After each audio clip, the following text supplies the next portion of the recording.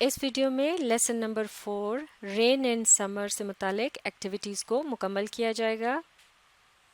تو چلیے سب سے پہلے دیکھتے ہیں reading for comprehension section A. Answer the following questions. مندرجہ ذیل سوالات کے جواب دینے ہیں. Number 1 when does the rain look beautiful, یعنی بارش کس وقت خوبصورت لگتی ہے.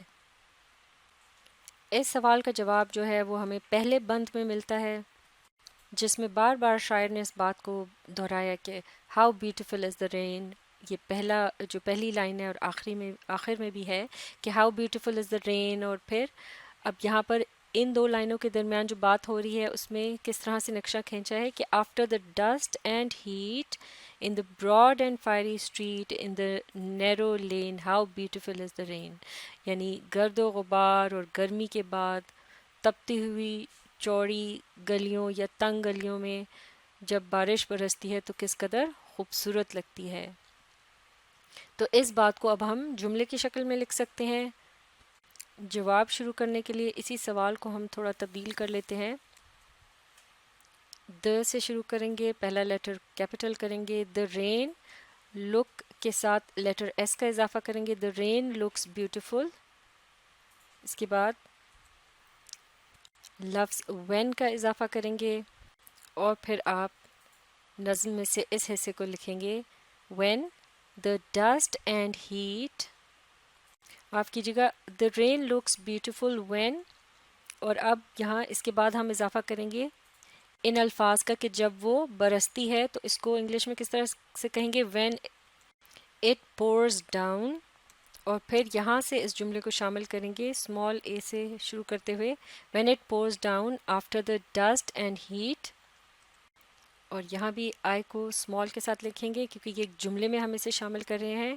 اب یہ نظم کی شکل نہیں ہے، نظم میں ہر لائن جو ہے وہ کیپٹل سے شروع ہوتی ہے، لیکن جب آپ اس کو جملے میں تبدیل کریں گے تو یہاں آپ نے اس بات کا خیال رکھنا ہے کہ شروع کے جو کیپٹل لیٹر ہے اس کو آپ نے اسمال میں چینج کرنا ہے. In the broad and fiery street.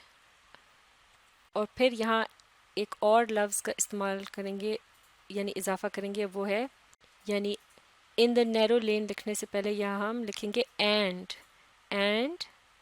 اور پھر اسمال آئی کے ساتھ ان دا نیرو لین اور پھر یہاں لگا دیں گے ایک فل اسٹاپ. تو اس طرح سے یہ جواب مکمل ہو جائے گا. اس جملے کو ایک مرتبہ پھر پڑھتے ہیں.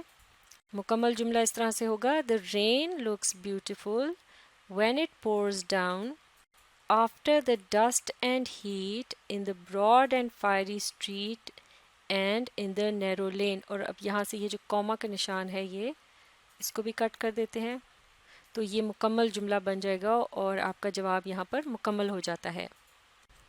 Question number 2 how does the poet compare the sound of rain dropping on the roofs. یعنی شاعر نے چھتوں پر بارش کے برسنے کی جو آواز ہے اس کا موازنہ کس طرح سے کیا ہے، یعنی اس کو کس چیز سے تشبیہ دی ہے، کس چیز سے ملانے کی کوشش کی ہے اور وہ کون سی آواز ہوتی ہے کہ جس کی طرف اس نے اشارہ کیا ہے بتانے کے لیے کہ بارش کے جو برسنے کی آواز ہے چھتوں پر وہ بھی بالکل اسی طرح سے ہوتی ہے. تو اس کا جواب ہمیں ملتا ہے اس نظم کے دوسرے اسٹینزا یا بند میں، جہاں پر آڈیٹری امیجری کا استعمال کرتے ہوئے شاعر کہہ رہا ہے کہ how it clatters along the roofs like the tramp of hooves. تو گھوڑوں کی سموں یا ٹاپوں کی جو آواز ہوتی ہے اس کے ساتھ اس کو کمپیئر کیا گیا ہے.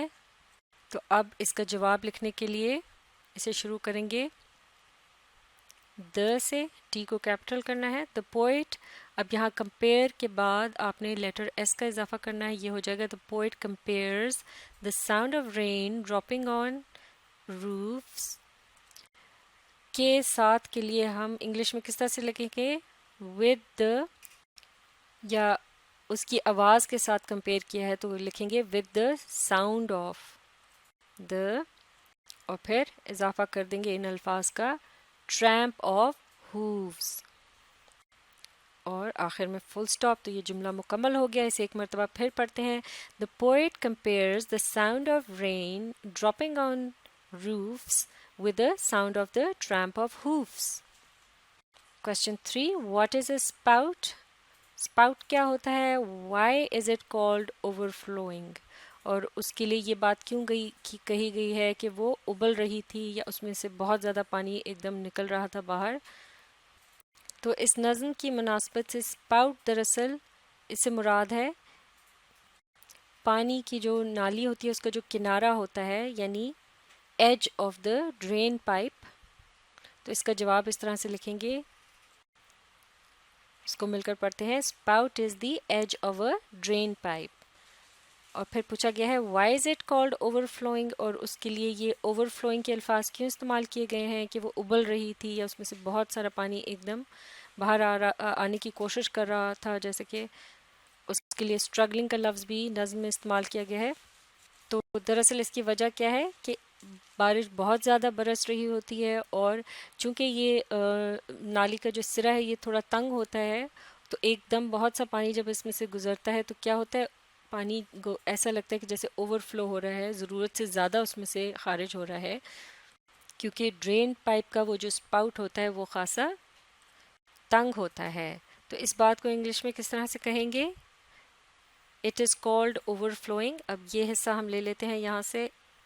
اگلا جملہ جو ہے وہ اس طرح سے شروع کریں گے، اٹ، اور پھر اس کے بعد از کا اضافہ کرنا ہے، it is called overflowing, اور پھر because the rain water gushes out forcibly from it, کیونکہ بارش کا جو پانی ہے وہ بہت تیزی اور زور سے اس میں سے باہر کو خارج ہو رہا ہوتا ہے، لہٰذا اس کو اوور فلو سے تشبیہ دی گئی ہے، یعنی کہ گویا کہ وہ اپنی گنجائش سے زیادہ ہو.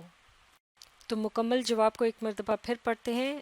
یہ جواب جو ہے سوال نمبر 3 کا یہاں سے شروع ہو رہا ہے. Spout is the edge of a drain pipe, پھر فل اسٹاپ، اس کے بعد it is called overflowing because the rain water gushes out forcibly from it. اس طرح سے یہ جواب یہاں پوری طرح سے مکمل ہو گیا. Question number 4، where does the rain water pour, یعنی بارش کا جو پانی ہے وہ کہاں برستا ہے؟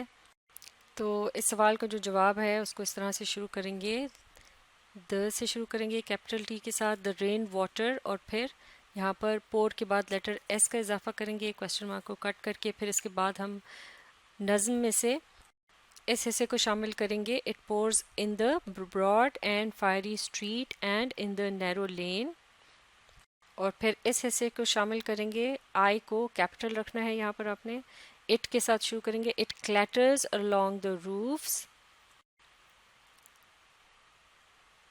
اور یہاں فل سٹاپ کر دیں گے، یہ ایک مکمل جملہ بن جائے گا. اس کے بعد اگلا پوائنٹ شامل کریں گے، یہاں بھی آپ نے اٹ کو کیپٹل آئی کے ساتھ شروع کرنا ہے، اٹ، یہ ایک الگ جملہ بنے گا، it gushes and struggles out, یہاں کوما کا نشان ہٹا کر پھر جملے کو کنٹینیو کرنا ہے، اور یہاں بھی اسمال ایف سے آپ نے اس کو لکھنا ہے، فرام کو، from the throat of the overflowing spout, اور آخر میں آپ فل اسٹاپ کا نشان لگا دیں گے، اور ایک اور پوائنٹ جو ہے یہاں پر مکمل ہو جائے گا.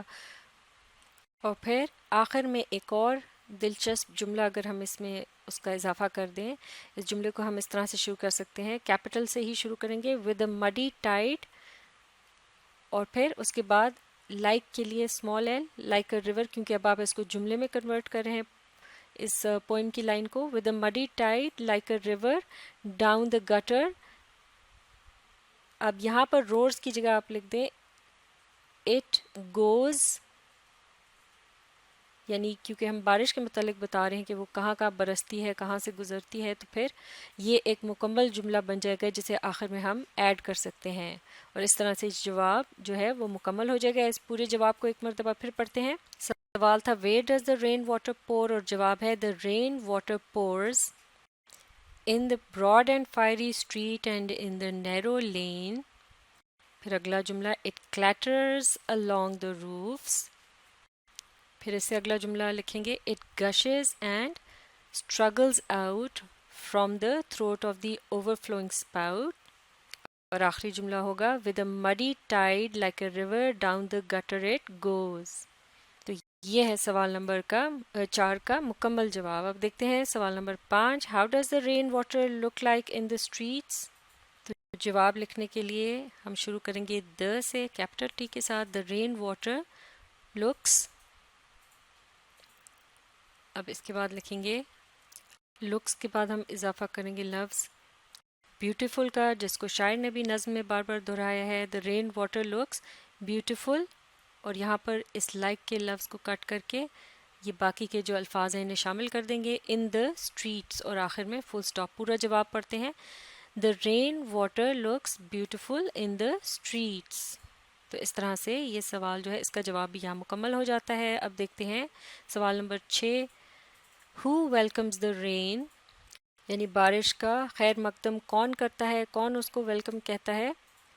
تیسرے بند کی جو آخری لائن ہے اس میں شاعر نے کہا ہے the rain we welcome rain، یعنی ہم ویلکم کرتے، یعنی ہم سب اس کو ویلکم کرتے ہیں.